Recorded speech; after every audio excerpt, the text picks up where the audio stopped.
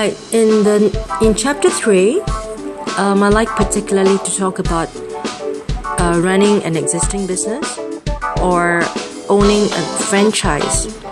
Let's take a look at some of the points that is written here for the options.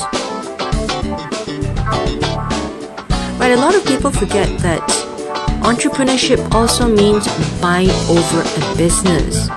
Now, in this particular book, they talk about choosing an existing business. Here, it says, choose an existing business. Before making the decision to purchase an existing business, an entrepreneur must determine why the business is for sale. Business owners buy their business for a variety of reasons. These can include insufficient sales, or profits, worry about competition, etc., etc., etc. So, particularly in Singapore, because competition is so stiff, and the latest statistic shows that out of 10 new startups, only one will survive in the next 3 years. So therefore, you have to be really, really careful and evaluate what form of business you should enter, that you should buy or create, whether it's a brick or mortar or a virtual business or a hybrid business. So there are a lot of tools that you can actually use in order to evaluate your decisions. But before you even decide, you do have to make a lot of research. Probably you will need a year, probably 6 months, 9 months, or up to 2 years before you want to commit to enter into a business. Now let's take a look at this. Choosing an existing business. Young entrepreneurs have forgotten that buying over an existing business can be one of the attractive options rather than starting everything on its own. There are pros and cons of choosing an existing business. Of course, when you buy an existing business, you actually buy over all the liability, financial, intangible, and the soft liabilities too. And what does it mean? It could be a liability in its branding, a liability in its reputation, the liability of its location, the liability of its infrastructure, and all these are liabilities on top of the financial liabilities that they may have a loan, they may have bad debts, they may have got created bad public relations with their customers or the marketplace. So buying over an existing business have its liability. However, buying over a business has other advantages too. One is it's already have its bare minimal infrastructure you've got. You can evaluate the business. You can look at the past history, the successes, the failures, the financial statements, the products. And then after you've seen all these research information, you can actually evolve the business by changing its name, by changing its brand if that's a liability, or if that's one of the strength of the business, you can actually build on top of it, which means that you can actually have an option of building an existing business with an existing customer base already. And if it already has its website, it already has its internet presence, you can actually modify, improve on that. So choosing an existing business to buy is not a bad idea, but bearing in mind that there's going to be some changes that you will need, some improvements that you will need to make, but these are some of the advantages vis-a-vis starting a brand new business. And it could be a shortcut to a business, but it's definitely not a shortcut to success. It's just a shortcut to entry. That is very important to bear in mind. Right. The other one is owning a franchise or starting a business. Well, one of the things I like to also talk about entering a business is enter a family business. If you've already got a family business, like your mom, your dad, your brother or sister, consider going into that business and becoming an intrapreneur, meaning that go in there and act like an entrepreneur and evolve from within. There are a lot of people I know, especially in Asia, the dads and their moms already have a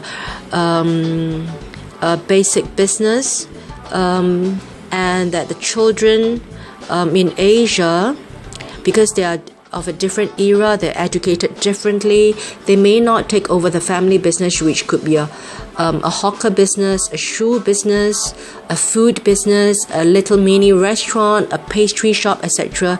But entering into a family business means that you can use the latest new millennium business models to actually reinvent the family business. And one of the successful models are the Charles and Keith, and you know the story of Charles and Keith, the two brothers who took over the mom's little shoe business, and then made it into an MNC, and now it's actually bought over by LV, Louis Vuitton.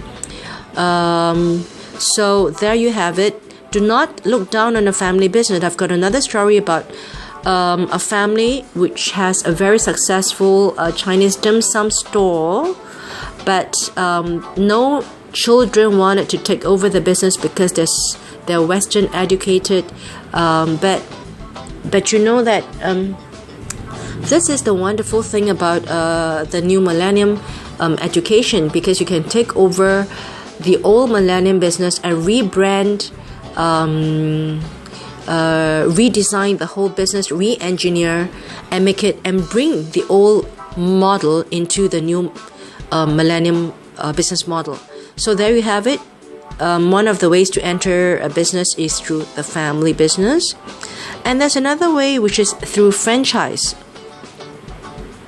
Well, franchising means you buy or you invest into a particular brand, and then you start the business with the brand of this huge franchise.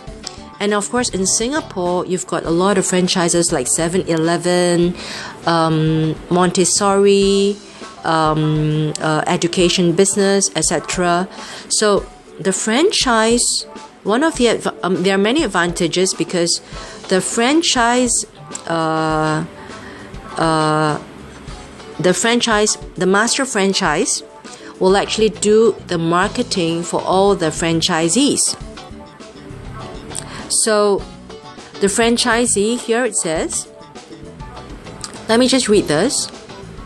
A franchise is a legal agreement that gives an individual the right to market a company's product or services in a particular area.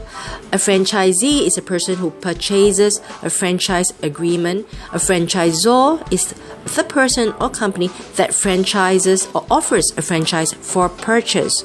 Now, some of these franchises in Singapore include Starbucks, etc.